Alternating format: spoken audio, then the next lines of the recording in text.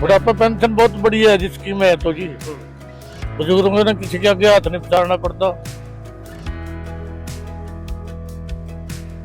बहुत बढ़िया पेंशन है रिया, अच्छा बढ़िया काम है सरकार का, और इससे पर सरकार ना कभी आई ना कभी आने की।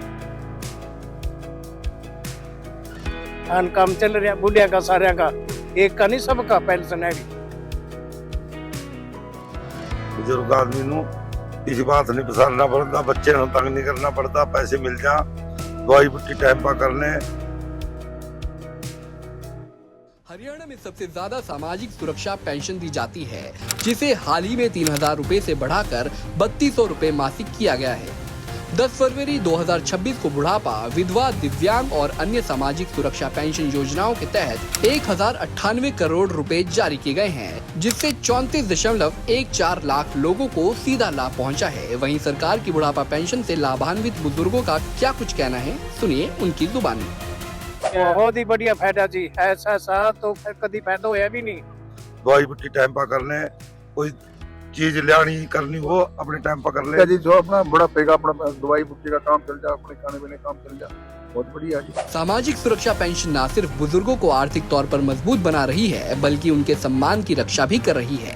अब बुजुर्गों को अपनी दवाइयों के खर्चों के बारे में चिंता करने की जरूरत नहीं पड़ती, क्योंकि वो जानते हैं सीएम नायब सैनी उनकी जरूरतों का ख्याल रख रहे हैं। ये सम्मान दिया है बुजुर्गों को।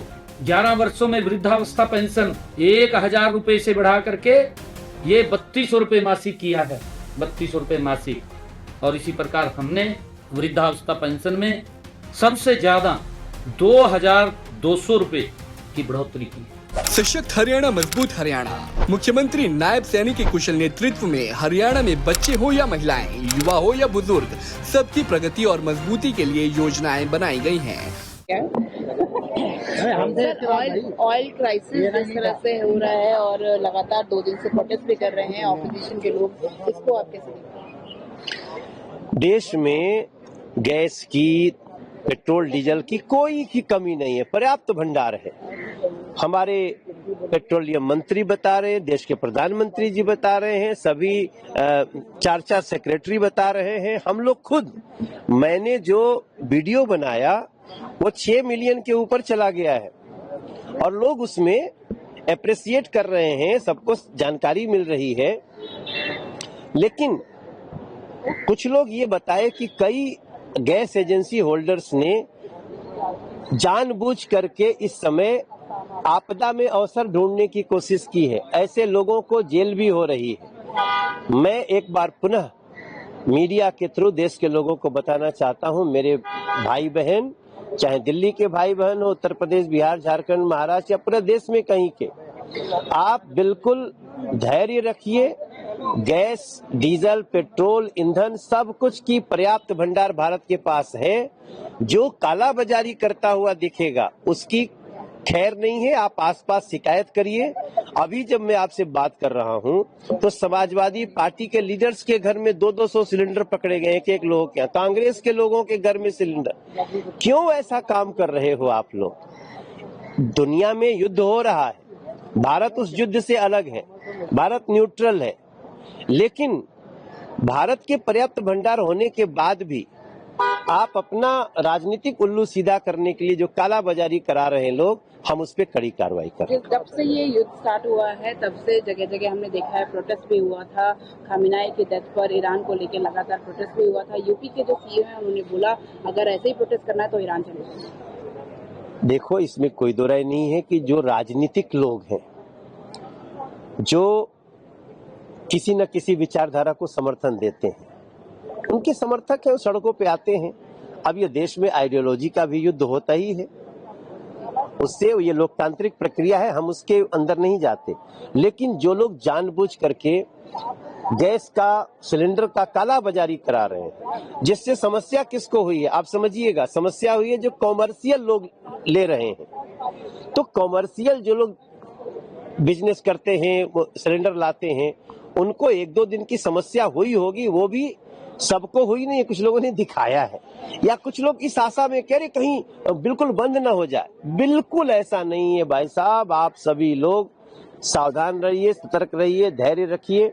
पर्याप्त भंडार है, चाहे गैस हो, पेट्रोल हो, पेट्रोल। जैसा कि आपने कहा 200 सिलेंडर एसपी लीडर के घर से मिले हैं, तो क्या इसे कह सकते हैं कि ये लोग ऑपोजिशन मेड क्राइसिस बना रहे हैं? यस, ये विपक्ष जो है ये जानबूझ करके क्राइसिस बनाने में लगा हुआ है, लेकिन हम ये बनने नहीं देंगे। आज तो एक अच्छी बात हुई कल की, जो हरमुज का रास्ता है वो भी खुल गया, तो और भी ज्यादा गैस हमारे पास उपलब्ध हो गई। जो हम एक गैस सिलेंडर बुक करने पे अगर आपको 2.5 या 3 दिन लगता, 4 दिन लगता, वो आराम से 2 दिन में मिल जाएगा, लेकिन उसके लिए धैर्य रखें। कहा है कि कुछ लोग एलपीजी के नाम पर देश में पैनिक फैलाने का काम कर रहे हैं। कल पेट्रोलियम मंत्री जी का स्टेटमेंट साफ था। देश में डीजल पेट्रोल के पर्याप्त भंडार हैं और एलपीजी को भी आम उपभोक्ता, घरेलू उपभोक्ता और सीएनजी के नाते गाड़ियों के उपभोक्ताओं को सुनिश्चित करने का उन्होंने आश्वासन दिया है।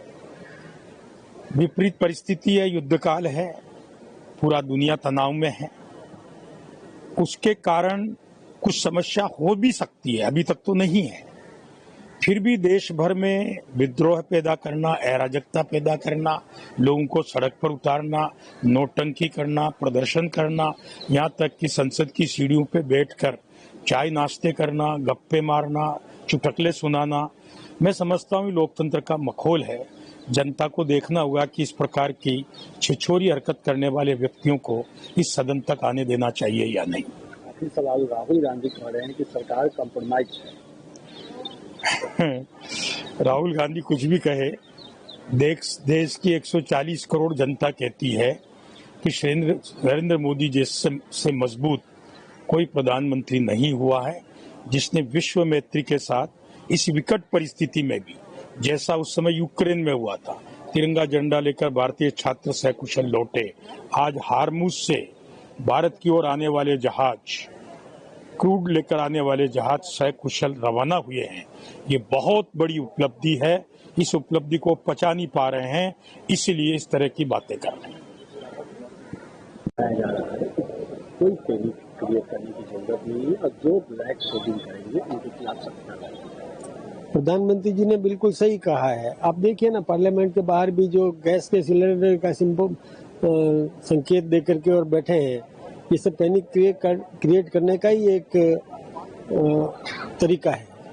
देश में कहीं भी किसी भी प्रकार की कोई न तो गैस की कमी है, न पेट्रोल डीजल की कमी है, सारी व्यवस्थाएं हो रही है और बहुत अधिक उत्पादन भी हमने बढ़ाया है, भंडारण भी किया है, तो कहीं कोई कमी नहीं है। लेकिन ये विपक्ष ये चाहता है कि एक बार अभाव दिखाएंगे तो अफरा तफरी का वातावरण बन जाएगा देश में, अव्यवस्था उत्पन्न करना चाहते हैं। ये एक षड्यंत्र है। तो प्रधानमंत्री जी ने बिल्कुल सही कहा है। पूरी आवश्यक वस्तुओं का पूरा संचय भी किया हुआ है, सारी व्यवस्थाएं बराबर है, जनता को कोई चिंतित होने की जरूरत नहीं है।